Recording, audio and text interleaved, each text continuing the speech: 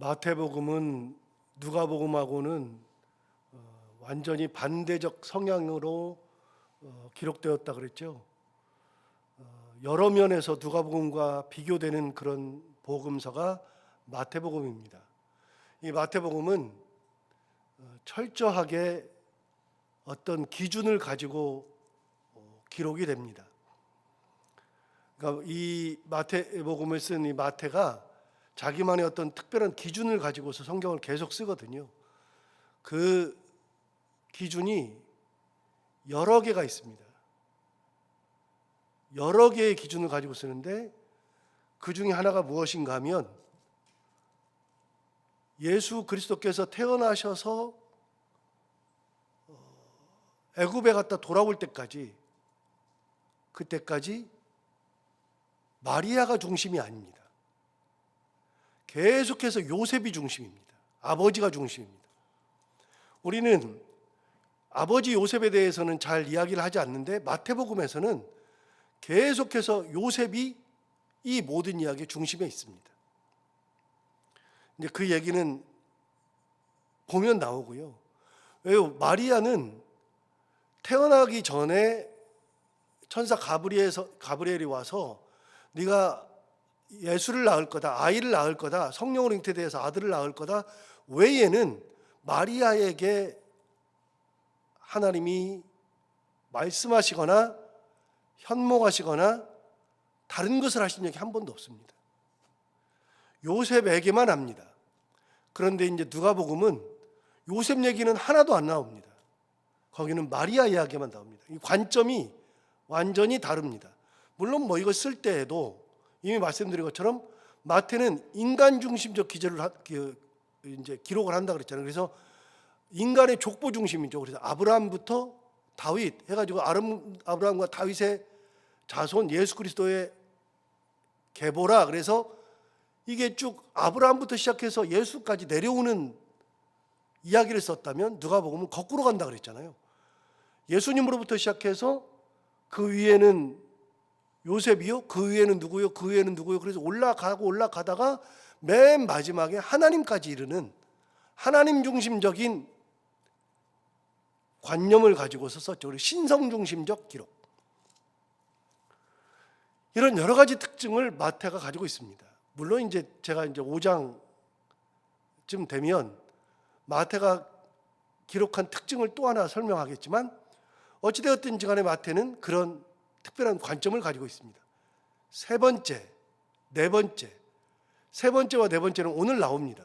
세 번째, 마태가 특별하게 계속해서 강조하는 것이 하나 있습니다. 뭐냐? 오늘 본문을 읽어보시면 13절을 보시면 이렇게 말하죠. 그들이 떠난 후에 주의 사자가 요셉에게 현몽하여 이르되 헤롯이 아기를 찾아 죽이려 하니 일어나 아기와 그의 어머니를 데리고 애굽으로 피하여 내가 내게 이르기까지 거기 있으라. 여러분, 여기에서 중요하게 기록된 단어가 현몽이라는 단어입니다. 다시 볼까요? 13절을 보시면 이렇게 되어 있습니다. 그들이 떠난 후에 주의 사자가 요셉에게 현몽하였다. 그런데 우리는 이미 요셉에게 주신 현몽을 한번 봤습니다. 어디서 봤느냐? 1장으로 가보시면 1장에 18절부터 보시면 예수 그리스도의 나심은 이러하니라. 그의 어머니 마리아가 요셉과 약혼하고 동거하기 전에 성령으로 잉태된 것이 나타났더니 그의 남편 요셉은 의로운 사람이라 그를 드러내지 아니하고 가만히 끊고자 하여 이 일을 생각할 때에 주의 사자가 뭐 했어요? 현몽하여 이르되 다윗의 자손 요셉아 내 아내 마리아 데려오기를 무서워하지 말라. 그에게 잉태된 자는 성령으로 된 것이라. 아들을 낳으리니 이름을 예수라 하라까지 다 얘기해 준 게 주의 사자 천사 가브리엘이었습니다. 아이가 태어나기 전에 마리아에게만 나타나서 이야기를 해준 게 아니라 요셉에게도 가브리엘이 나타나서 성령으로 잉태된다는 것을 이야기해 줬습니다. 믿기 참 어려운 거죠. 믿기 어려운데 하나님께서 요셉에게 아이를 낳을 거라는 하나님의 말씀을 꿈을 통해서 말씀해 주셨습니다. 그런데 이 꿈은 지금 2장에 가보면 또 한 번 현몽하죠. 그러나 이 꿈이 현몽하기 바로 전에 또 꿈을 또 하나 꾼 사람들이 있죠. 어제 나왔어요. 어제 누가 나왔냐면 동방의 박사들이죠. 동방의 박사들이 예루살렘에 가서 헤롯에게 유대인의 왕으로 낳을 자가 어디 계시냐? 그랬더니 소동했죠. 뭔 소리야? 알고 봤더니 베들레헴에서 태어난다는 거예요. 그러니까 헤롯이 박사들에게 얘기하죠. 가서 아이를 발견하면 경배한 후에 나한테 와서 얘기해줘라. 그럼 나도 가서 경배할 테니까. 말도 안 되는 얘기죠. 죽일라 그러죠. 그런데 경배하고서 갈라 그랬더니 오늘 본문 바로 앞에 2장 12절.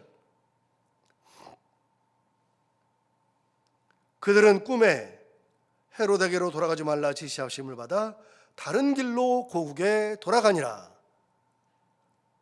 역시 하나님께서 꿈으로 박사들에게 나타나셔서 헤롯에게로 돌아가지 말고 바로 고국으로 가게 말씀하셨죠.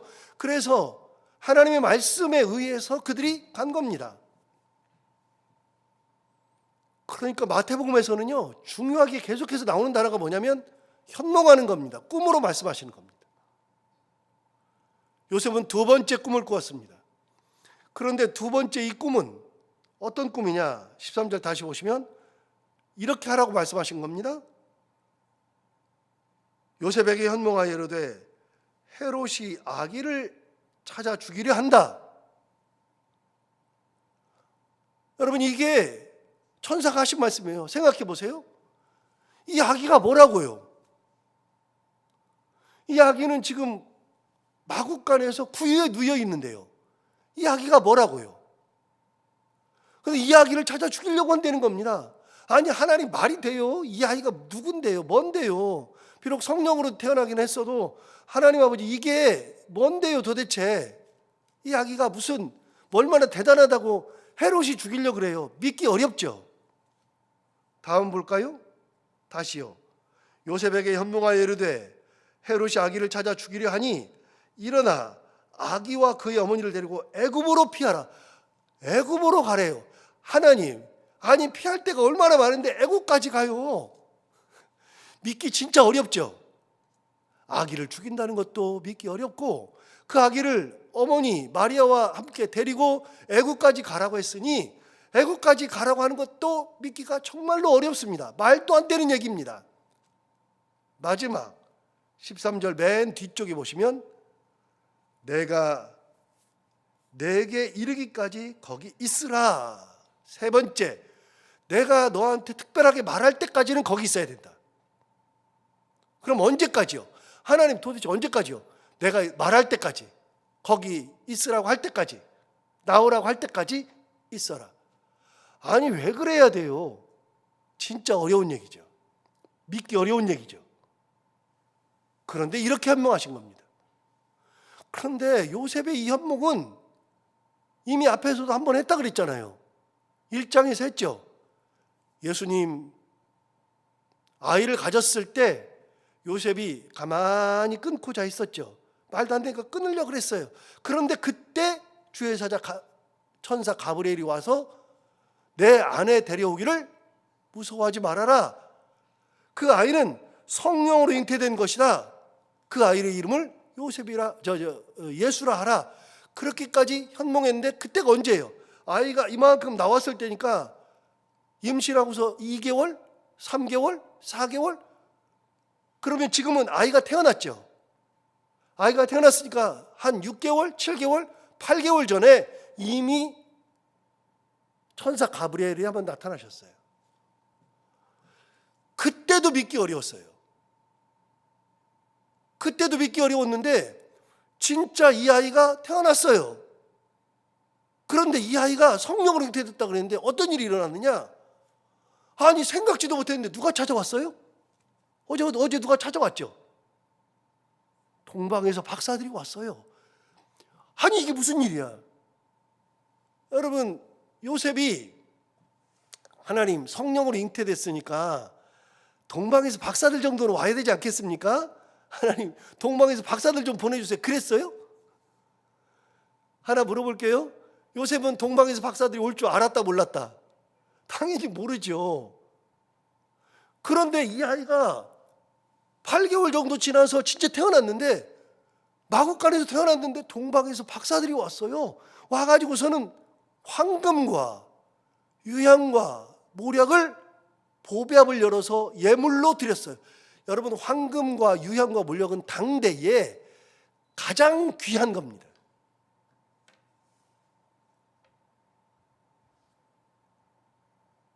가장 비싼 겁니다. 그런데 그거를 이스라엘 사람도 아니라 저 멀리 동방에서 왔단 말이죠. 진짜 희한한 거죠.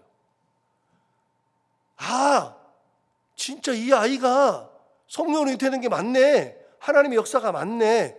그런데 믿기 어려운 것들이었는데 아이가 태어나고 동방에서 박사들이 오고 이런 일들이 있고 나니까 두 번째 꿈은 쉽게 믿을 수 있는 거예요. 믿을 수가 없는 얘기인데 헤롯이 죽인다. 헤롯이 이 아이가 뭐라고? 애굽으로 가라. 애굽까지 가라고. 거기서 내가 말할 때까지 있으라. 믿기 어려운 얘기일 뿐인데, 다 믿기 어려운데, 두 번째 현몽은 어려운 얘기가 아니에요. 여러분, 그래서 어떻게 했느냐? 14절 보세요. 14절. 기가 막힌 말을 하죠. 요셉이 일어나서 밤에 아기와 그의 어머니를 데리고 애굽으로 떠났어요.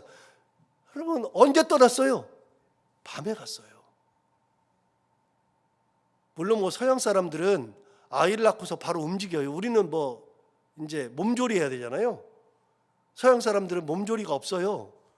진짜 희한하죠. 애 낳으면 바로 애 안고 돌아다녀요. 서양 사람들은. 뭐 그러니까 뭐 그럴 수 있다고 쳐도 애 난 그날 저녁에 바로 갔어요. 이게 뭐예요? 절대 순종.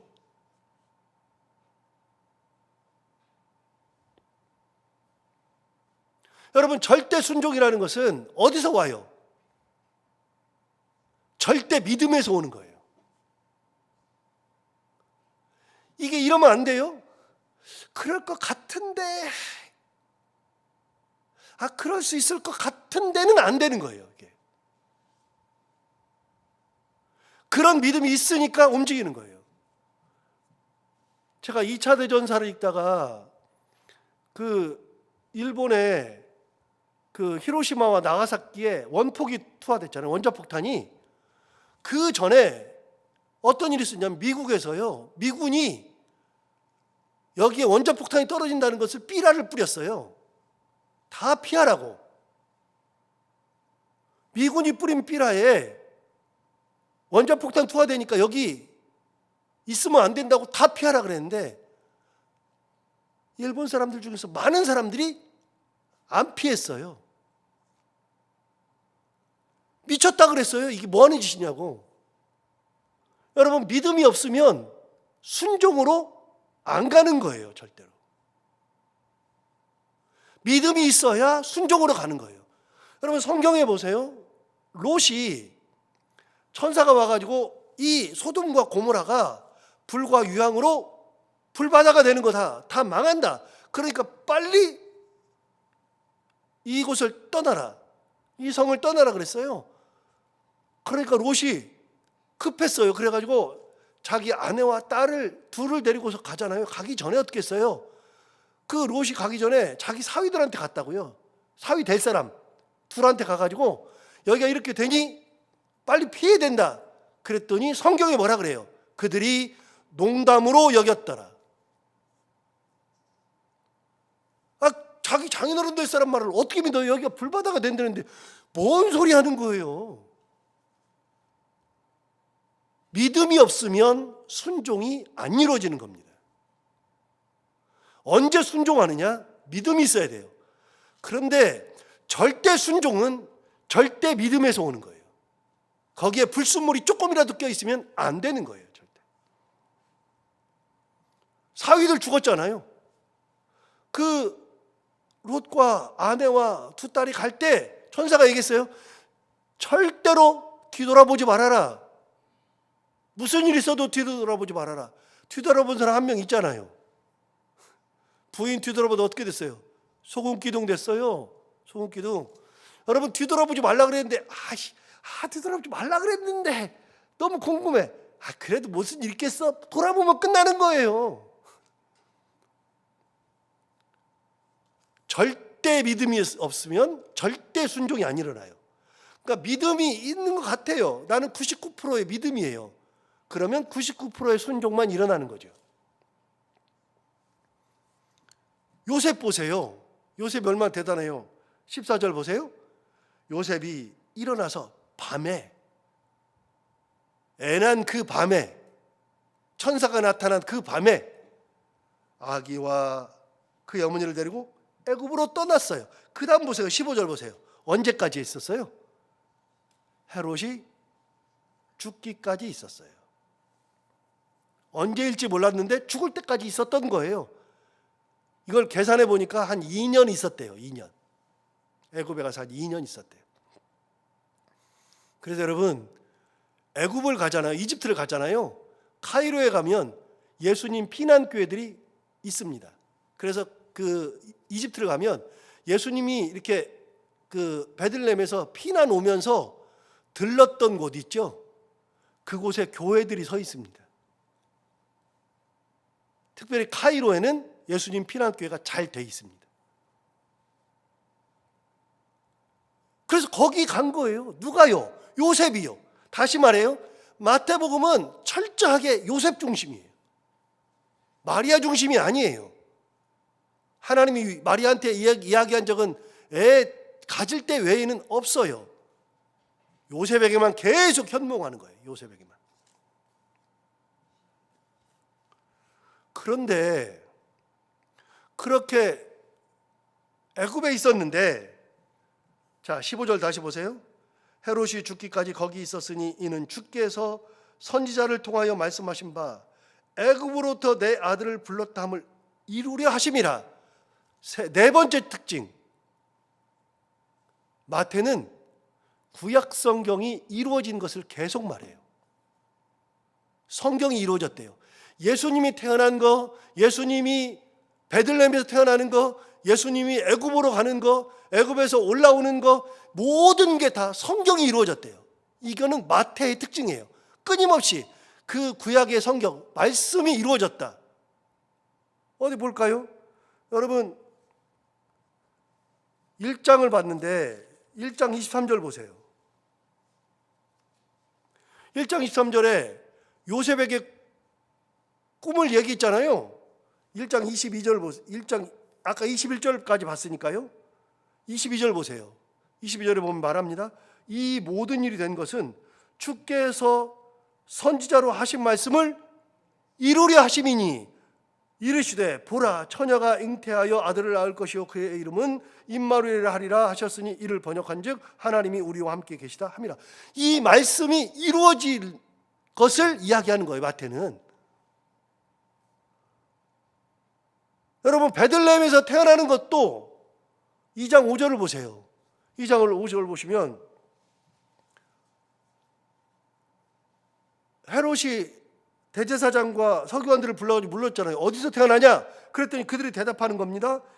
5절 이르되 유대 베들레헴이오니 이는 선지자로 이렇게 기록된 바 또 유대 땅 베들레헴아 너는 유대 고을 중에서 가장 작지 아니하도다 내게서 한 다스리는 자가 나와서 내 백성 이스라엘의 목자가 되리라 하였음이니이다. 역시 성경대로 이루어진 겁니다. 그러면 요셉이 자기 아내와 막 태어난 예수를 데리고서 애굽으로 가는 이야기는 어떤 거냐? 그것도 성경에 있다 그 말입니다. 그게 15절 아닙니까? 2장 15절? 다시 보세요. 2장 15절. 헤롯이 죽기까지 거기 있었으니 이는 주께서 선지자를 통하여 말씀하신 바 애굽으로부터 내 아들을 불렀다 함을 이루려 하심이라. 여러분 애굽으로부터 내 아들을 불렀다 앞에 니은이 있어요. 니은이 뭐냐? 찾아가 보세요. 니은 찾아가 보시면 호세아 11장 1절 말씀 딱 써 있어요. 그걸 이루려 하신대요. 그런데 헤롯이 예수님 떠난 다음에 2살 아래로 다 죽이잖아요. 16절 보세요. 이에 헤롯이 박사들에게 속은 줄 알고 심히 노하여 사람을 보내요 베들레헴과 그 모든 지경 안에 있는 사내 아이를 박사들에게 자세히 알아본 그때를 기준하여 2살부터 그 아래로 다 죽이니. 그런데 다 죽이는 이야기는 어떤 얘기냐?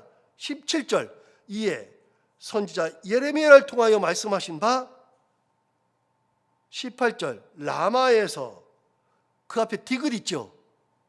디귿을 가서 보시면 예레미야 31장 15절 말씀. 자 18절 라마에서 슬퍼하며 크게 통곡하는 소리가 들리니 라헬이 그 자식을 위하여 애곡하는 것이라 그가 자식이 없으므로 위로받기를 거절하였도다 함이 이루어졌느니라. 마태는 이야기가 계속 되는 것이 다 하나님의 말씀이 이루어진 거예요. 자, 헤롯이 죽었어요. 19절 볼까요? 헤롯이 죽은 후에 주의 사자가 애굽에서 요셉에게 뭐 했어요? 현몽했어요. 현몽이 또 나오네요. 아이가 잉태했을 때 한 번, 태어나자마자 한 번 도망가라고, 헤롯이 죽은 다음에 애굽에 있을 때 또 한 번 현몽. 요셉은 현몽을 3번 했습니다. 자, 현몽했어요.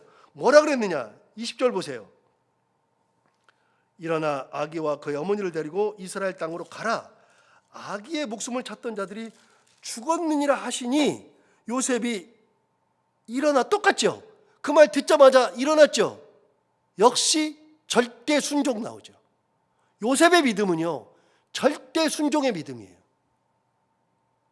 요셉이 일어나 아기와 그의 어머니를 데리고 이스라엘 땅으로 들어가니라. 그러나 아켈라오가 그의 아버지 헤롯을 이어 유대에 임금됨을 듣고 거기로 가기를 무서워하더니, 그 다음 보세요. 22절 그 다음에 뭐라고 돼 있어요? 꿈에 지시하심을 받아 갈릴리 지방으로 떠났대요. 야, 요셉이 꿈 몇 번 꿨어요? 4번 꿨어요. 4번. 하나님이 요셉에게 4번 나타나신 거예요. 꿈으로 말씀하신 거예요. 그래서 꿈에 지시하심을 받아 갈릴리 지방으로 가신 거예요. 여러분, 예수님은 나사렛 예수죠. 나사렛이 갈릴리 지방이죠. 갈릴리 지방은요, 예루살렘에 비하면 거기는 이방 땅이나 마찬가지인 진짜 촌구석이에요. 성경에서 갈릴리를 이야기하는 적이 없어요. 예수님 때문에 갈릴리가 처음 나왔고, 예수님 때문에 나사렛이 처음 나왔고, 예수님 때문에 이 호수가 처음 나오는 거예요. 거의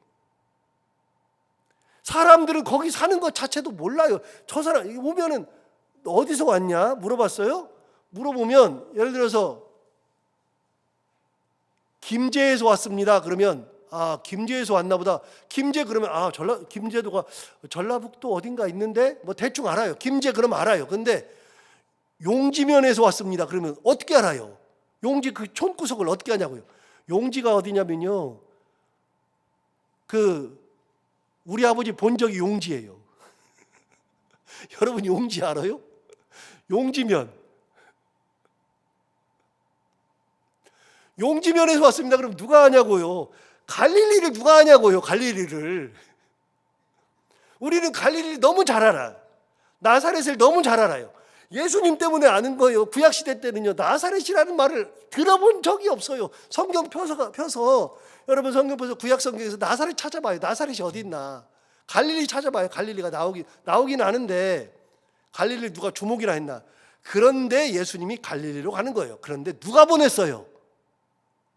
하나님이 보내신 거예요. 하나님이. 거기로 가 살아 그러면 하나님이 무슨 갈릴리 가서 살아요. 아니 무슨 갈릴리예요. 그래. 거기 가 살았어요. 하나님의 역사죠. 그런데 보세요. 마지막 보세요. 23절 보세요. 나사렛이란 동네에 가서 사니 이는 또 나와요. 선지자로 하신 말씀에 나사렛 사람, 이사야 41장 1절 나사렛 사람이라 칭하리라 하심을 이루려 하심이라.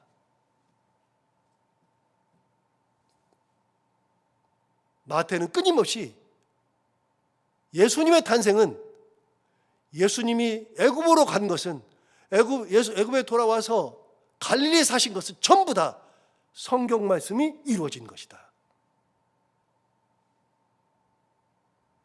이렇게 보니까 마태가 쓴 것이 진짜 그러네 느껴지지 않아요?